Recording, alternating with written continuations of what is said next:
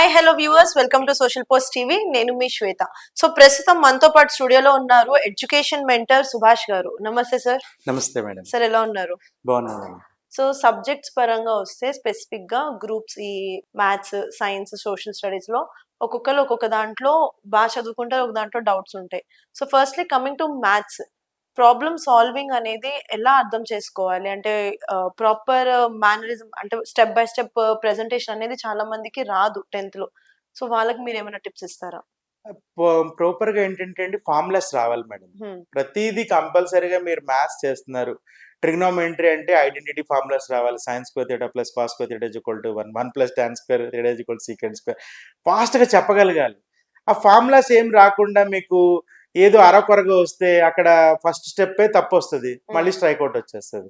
మీకు first paper attempt లో first step ఏదైతే రాస్తారో first question, he must know the thing. అది ఒకసారి బ్యాక్ పేజ్ లో తీసుకుని రఫ్ లో చేసుకోవాలి. అది నాకు ఇది వచ్చింది అనుకుంటేనే మీరు అది ఫస్ట్ పేపర్ ఓపెన్ చేసిన వెంటనే స్ట్రైక్ అవుట్ ఉంటే he has the impression on the bat. ఈ అబ్బాయి ఫస్ట్ ప్రాబ్లమే తప్పు చేశాడు కాబట్టి ఈయనకి ఏమి రాదని ఒక అనాలిసిస్ లో ఉంటారు. పేపర్ వాల్యూ ఏంటంటే చాలా పేపర్స్ దిద్దుతారు కాబట్టి వాళ్ళు ఒక అనాలిసిస్ లో ఉంటారు. ఏంటి ఫస్ట్ రాసింది ఎలా ఉంది, సరే ఈ అబ్బాయికి ఏం రాదు అనుకుంటారు. జనరల్ గా ఎవరైనా అలాగే అసెస్ చేస్తారు. కాబట్టి మీరు పేపర్ ప్రెజెంటేషన్ అనేది మోస్ట్ ఇంపార్టెంట్. అసలు పార్ట్ ఏ రాస్తున్నావా, పార్ట్ బి రాస్తున్నావా, పార్ట్ సి రాస్తున్నావా? పార్ట్ ఏ అయితే ఏ క్వశ్చన్ రాస్తున్నావా? First question okay, first question answer clear గా రాయండి. ఏదో చిన్న చిన్న ముక్కలు రాస్తే అదే వాళ్ళకి ఏం అర్థం కాదు, ఏ క్వశ్చన్ రాసాడో ఏం రాసాడో కూడా. కాబట్టి డయాగ్రామ్స్ కంపల్సరీ. మీకు ఫిజిక్స్ కెమిస్ట్రీ ఉంటే డయాగ్రామ్ వేయాలి, మ్యాథ్స్ లో కూడా డయాగ్రామ్ ఉంటే డయాగ్రామ్ వేస్తే they will give more marks. Paper presentation is the very difficult skill only. అదొక పెద్ద స్కిల్. ఆ స్కిల్ రావాలంటే మనం స్కూల్లో జరిగే ఎగ్జామ్స్ లో కూడా అలా ప్రెజెంట్ చేయాలి. కొంతమంది ఉంటారు వాళ్ళు 75 వచ్చాయి, 100కి 100 వచ్చాయంటే పేపర్ ప్రెజెంటేషన్ టెక్నిక్. అది మనం కూడా అలా ప్రిపేర్ అవ్వాలి. అలా ఒక పెన్సిల్, ఒక ఎరేజరు, ఒక బ్లాక్ పెన్ను, ఒక బ్లూ పెన్ కంపల్సరీ పట్టుకెళ్ళి ఎక్కడైతే క్వశ్చన్ రాస్తున్నామో ఏదైతే ఇంపార్టెంట్ పాయింట్స్ ఉన్నాయో అవన్నీ తర్వాత అండర్లైన్ చేయాలి ఎగ్జామ్ అయిపోయిన తర్వాత. ఓకే. అంటే సో ఇప్పుడు మీరు మ్యాథ్స్ గురించి చెప్పారు కదా. ఇప్పుడు కమింగ్ టు హిస్టరీ, మెయిన్ గా సోషల్ స్టడీస్ లో హిస్టరీ ఇయర్స్ గుర్తుపెట్టుకోవడం అనేది టఫెస్ట్ టాస్క్. నాకైతే 10th లో నేను చుక్కలు చూసేదానికి. సో అంటే ఇవన్నీ కూడా ఒక థియరీలో గుర్తుపెట్టుకోవాలి, ఈజీ టు రిమెంబర్ ఉండాలి అని అంటే ఎలా ప్రిపేర్ అవ్వాలి? దాన్ని కంపల్సరీగా ఏం లేదండి, అక్కడ ఇయర్స్ మాత్రం మీరు బై హార్ట్ చేయాల్సిందే. బై హార్ట్ చేయాలి. ఇప్పుడు అందులో ఒక ఎల్ఏక్యూ ఉంది. ఏదో అప్పట్లో మాకు అశోకుడు గురించి చెప్పమని ఉండేది. అది అశోకుడు చెట్లు నాటించడం, ఇరువైపులా నాటించడం, ఇంక అట్లా చాలా ఏదో ఒకటి మన ఓన్ గా రాసివ్వండి. కానీ అట్లా కాదు, అక్కడ ఏం జరిగింది, రియల్ గా థింగ్ ఏంటన్నది he must know the thing. అది ఎప్పుడు జరిగింది అన్నది ఆ సెంటెన్స్ కంపల్సరీగా సైడ్ హెడ్డింగ్ అన్నది క్లియర్ గా ఉండాలి. సోషల్లో మాత్రం మీరు ఒక 1 పేజ్ రాస్తున్నారు, ఏదో ఒక ఎల్ఏక్యూ రాసినప్పుడు 1 పేజ్ లో ఏం రాస్తున్నాం పాయింట్స్ అనేది సైడ్ హెడ్డింగ్ కంపల్సరీ ఉండాలి. ఏమీ లేకుండా ఒకటే లాస్ట్ దగ్గర వెళ్ళిపోతే they won't give the marks, they won't read the story also. మీరు రాసిన స్టోరీ వాళ్ళు మొత్తం చూడరు. కాబట్టి కంపల్సరీగా సైడ్ హెడ్డింగ్ మెన్షన్ చేసి ఎక్కడైతే ఇయర్స్ రాశారో అవి కంపల్సరీగా అండర్లైన్ చేయాలి. అప్పుడు they will give the more marks. Compulsory social లో అయితే మాత్రం ఈ టిప్స్ కంపల్సరీ చేయాలి. పాయింట్స్ వైజ్ రాయడం అనేది మరీ మంచిది. మీకు పారాగ్రాఫ్ లో రాస్తే the won't understand. Every point రాశారు మీరు ఎల్ఏక్యూలో 10 పాయింట్లు రాశారు అనుకోండి, అమ్మో he has the good knowledge అని చెప్పి వెంటనే 10 పాయింట్లు చూసి వేసేస్తాడు. మీరు అదే దాన్ని చాట్ భారతంలో పేజీన్నర రాస్తే ది వోంట్ గివ్ మార్క్స్. ఆ 12 పాయింట్లు కవర్ అవుతాయి ఆ మొత్తం పారాగ్రాఫ్ లో, but they won't read it the paragraph. అంటే ఏ బి అన్ని చూడరు కదండి ఎవరు. కాబట్టి పాయింట్స్ వైజ్ ప్రెజెంట్ చేస్తే they will get the good marks in the history or social. Okay. So coming to science, physics, chemistry మనకి practicals కూడా ఉంటాయి.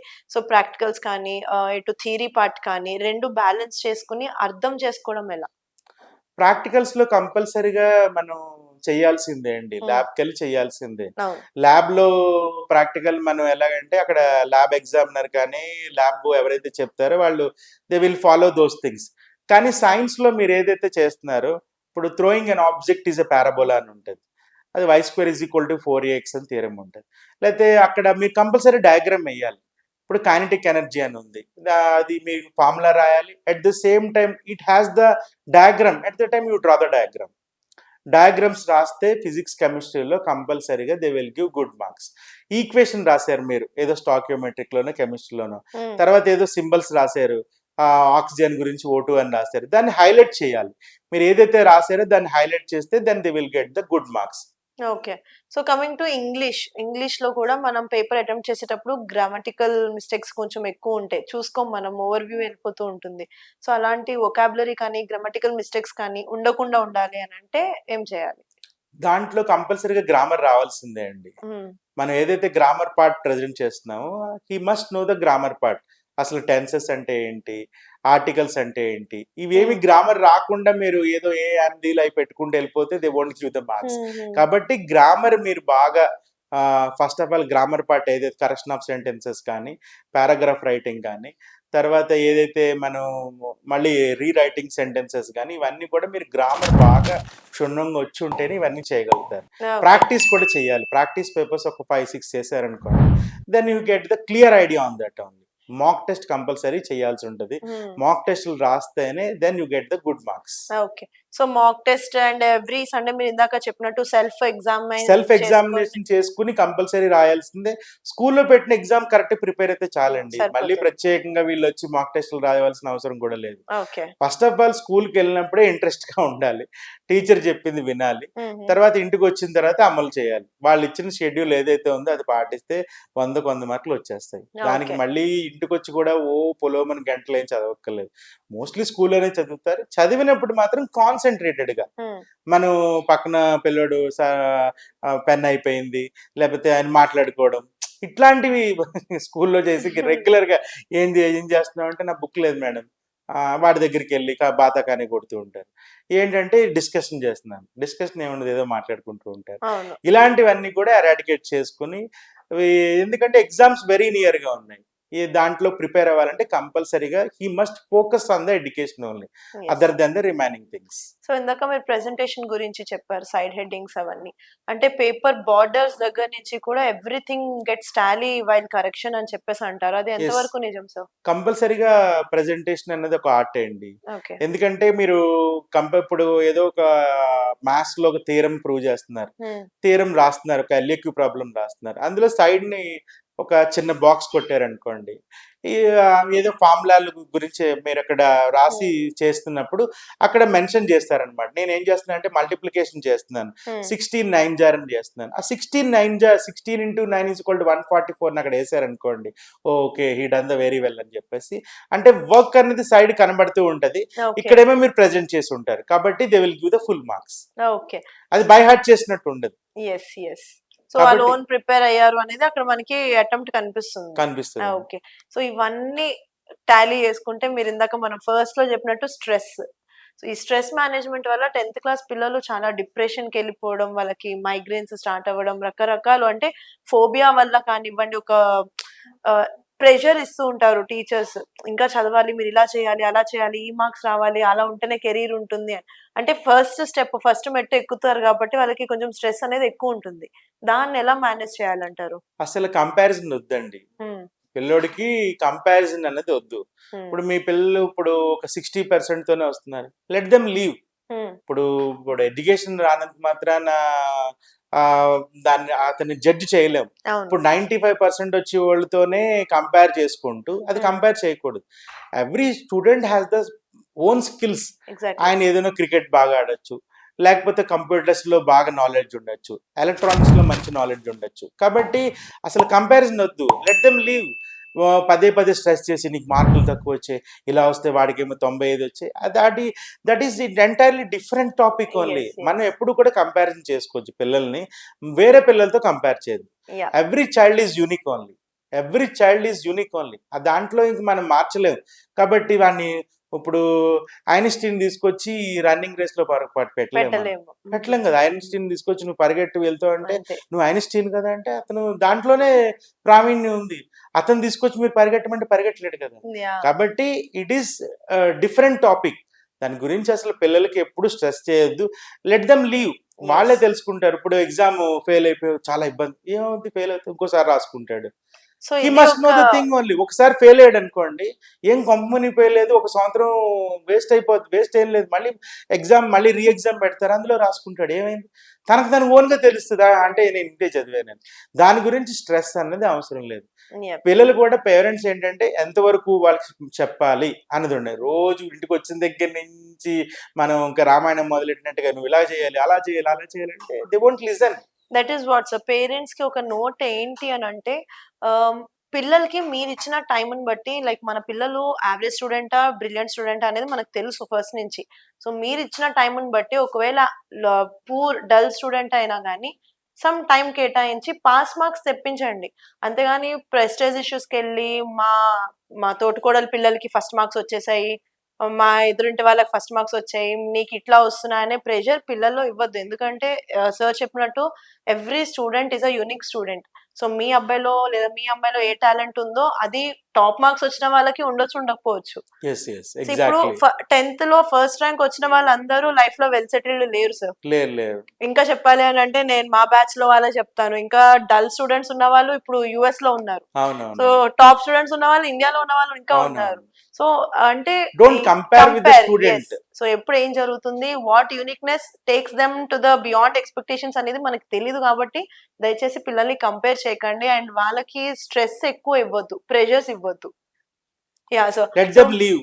వాళ్ళ చదువు Yes, వాళ్ళకి yes. తెలుసు. వాళ్ళకి ఇప్పుడు మీరేం చెప్పక్కర్లేదు. 10th దాకా వచ్చారంటే దేర్ గ్రోన్. యా వాళ్ళు వాళ్ళ గ్రోన్ అయ్యారు, వాళ్ళకి తెలుసు. దాని గురించి మనం స్ట్రెస్ తీసుకోవద్దు. అట్లాగే at the exactly. Same time వాళ్ళు ఏంటంటే బాబు నువ్వు ఎగ్జామ్ వస్తున్నాయి కదా, నువ్వు గమ్మున రెడీ అవ్వాలి ఏం చెప్పక్కర్లేదు. అన్ని వాళ్ళే వాళ్ళకి తెలుసుకోవాలి. వాళ్ళు దే హ్యావ్ టు తెలుసుకుని లెర్న్ దెమ్సెల్ఫ్ ఫస్ట్. అంతే. మనం స్పూన్ ఫీడ్ చేయాల్సిన అవసరం లేదు. స్కూల్ స్పీడ్ ఎన్రోల్ చేస్తారు. ఈ చేయకూడదు. రోజు మీరు 10th క్లాస్ అంటే మొన్న ఒక చిన్న ఎగ్జామ్ జరిగింది, ఏదో టాలెంట్ టెస్ట్ అని. Hmm. దానికి పేరెంట్స్ అందరూ వచ్చి బాబు నువ్వు ఇప్పుడు మధ్యలో నీకు దాహం వేస్తే మంచినీళ్ళు తాగాలి, వాడికి తెలీదా? చెప్పక్కర్లేదు అది చెప్పక్కర్లేదు. దట్ ఈస్ నాట్ ద మీరు అంత స్పూన్ ఫీడింగ్ ఇవ్వక్కర్లేదు. వాడికి తెలుసు. వాడు 10th క్లాస్కి వచ్చాడు, ఎప్పుడు మంచినీళ్ళు తాగాలో అవును, ఎప్పుడు అవును. ఏం చేయాలో తెలుసు. మరీ అంత కేర్ అక్కర్లేదు. ఎక్కడ ఇవ్వాలో కేర్ అక్కడ ఇవ్వండి, Yeah. అంతేగాని సో ఇది దాన్ని మరీ ఓవర్ గా ఎంతూసి అయ్యి బాబాయ్ మా పిల్లోడికి పేపర్ టఫ్ గా వచ్చేసింది వీళ్ళు ఫీల్ అయిపోయి అవసరం లేదు. దట్ ఈస్ లేదు నాట్ ద సార్, మెయిన్ ఇది థింగ్. స్టార్ట్ చేసే టాపిక్ చాలా పెద్దది. ఎందుకు అని అవునవును. అంటే మెయిన్ గా మదర్ దగ్గర నుంచి స్టార్ట్ అవుతుంది ప్రెషర్. మదర్ రిలేటివ్స్ దగ్గర నుంచి స్టార్ట్ అవుతుంది.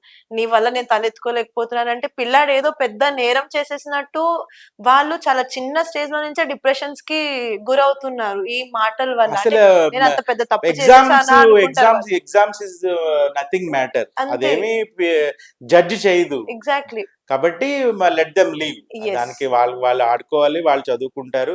దానికి మనం రీసెర్చ్ చేయక్కర్లేదు. Super. ఇది ఇప్పుడు ఏమి రాకెట్ సైన్స్ మన ఇంట్లో ఏం జరిగిపోవట్లేదు. అవును. కాబట్టి లెట్ దెమ్ లీవ్. వాళ్ళకి తెలుసు ఎప్పుడేం చదువుకోవాలన్నది. Hmm. కాబట్టి దాని ఒక వెల్ ప్లాన్డ్ గా చదువుకుంటే చాలు. Yeah. కానీ ఏంటంటే మధ్యలో monitoring is very important. True. Whether he is going to the tuition, మీరు ట్యూషన్ పంపించారు, ట్యూషన్కి వెళ్తున్నాడా లేదో చూడాలి, Hmm. స్కూల్కి వెళ్తున్నాడా లేదో చూడాలి, వాడు ఏం చేస్తున్నాడు అన్నది అబ్జర్వేషన్ మాత్రం ఉండాలి కంపల్సరీగా. Exactly. అది స్ట్రెస్ మాత్రం ఇవ్వద్దు. వాడికి ఏం చెప్పాలో ఏం చేయాలన్నది అంతే చెప్పండి, అంతే. సో 10th అనేది ఒక మినిమం బేసిక్ ఎడ్యుకేషన్ మన లైఫ్ లో ఉండాలి. కాబట్టి అట్లీస్ట్ ఒక డల్ స్టూడెంట్ అయితే గనక పాస్ మార్క్స్ వచ్చేంత సపోర్ట్ మీరు చేయండి. అండ్ బాబులో పాపలో ఉన్న టాలెంట్ ఏంటి అనేది ప్యారలల్ గా వాళ్ళకి ఆ ట్రైనింగ్ ఇస్తూ ఉంటే ఫర్దర్ గా వాళ్ళ కెరీర్ లో దాంట్లోనే సెటిల్ అవుతారు, దాంట్లోనే వాళ్ళు కెరీర్ డెవలప్ చేసుకునే ఛాన్సెస్ ఉంటాయి. కాబట్టి 10th లో అనేసి స్ట్రెస్ ప్రెషర్ ఇవ్వడం, రిలేటివ్స్ గురించి చెప్పడం, నైబర్స్ గురించి చెప్పడం, కంపేర్ చేయడం ఇవన్నీ మాత్రం దయచేసి చేయొద్దండి. So sir Okay. Stress management లో ఇప్పుడు ఫుడ్ పరంగా కానీ స్లీప్ పరంగా కానీ అంటే డే అండ్ నైట్ చదివేస్తూ ఉంటారు కొంతమంది, నాకు ఫుల్ మార్క్స్ వచ్చేయాలి అన్న తాపత్రయంతో. సో దానికి ఏమైనా స్ట్రెస్ మేనేజ్మెంట్ కి రిలేటెడ్ ఉందంటారా? చాలా మంది పిల్లలు ఏంటంటే ఇంకొక గంట ఎగ్జామ్ ఉందని కూడా చదువుతూ ఉంటారు. Yes. It is very completely wrong. Okay. కంపల్సరీగా ఇప్పుడు 8 o'clock ఎగ్జామ్ ఉందంటే 6కి చదవడం మానేయాలి. అది ట్రావెలింగ్ చేసి ఎంజాయ్ చేస్తూ వెళ్ళి కామ్ పీస్ ఆఫ్ మైండ్ లో వెళ్ళి చదవాలి. అంతే. ఫస్ట్ ఆఫ్ ఆల్ వాళ్ళకు ధ్యానం చేయాలండి. ప్రతిరోజు ఒక 10 minutes ఒక మెడిటేషన్ లాగా ఒక 5 to 10 minutes కామ్గా కూర్చోవాలి. వాడితో వాడు మాట్లాడుకోవాలి అవును. నాకేమొచ్చు అన్నది. కాబట్టి ఈ మెడిటేషన్ చేస్తే ఈ meditation technique minimum 5 to 10 minutes కంపల్సరీగా ఈ స్టూడెంట్ స్ట్రెస్ లెవెల్ తగ్గాలంటే కంపల్సరీగా మెడిటేషన్ చేయాలి. 5-10 minutes కామ్గా కూర్చుంటే చాలు. ధ్యానం అంటే ఏదో పెద్ద అదేమి ఇది కాదు. జస్ట్ 5 to 10 minutes వాడు ఒక సైలెంట్ కూర్చొని ఒక ధ్యాన ముద్రలో కూర్చుంటే it is sufficient for that. Okay sir. So thank you so much sir. Like okay. అంటే మనం ఇచ్చిన ఈ చిన్న చిన్న టిప్స్ అన్నా చాలా మందికి హెల్ప్‌ఫుల్ అవుతాయని అనుకుంటున్నాను. Thank you so much for this valuable information. So చూసారు కదండీ! మీకు గనుక ఈ వీడియో నచ్చినట్లయితే వీడియో లైక్, కామెంట్, షేర్ చేయండి. ఇలాంటి మరిన్ని ఇంట్రెస్టింగ్ వీడియోస్ కోసం మా ఛానెల్‌ని సబ్స్క్రైబ్ చేసేయండి. Thank you sir. All the best for the students.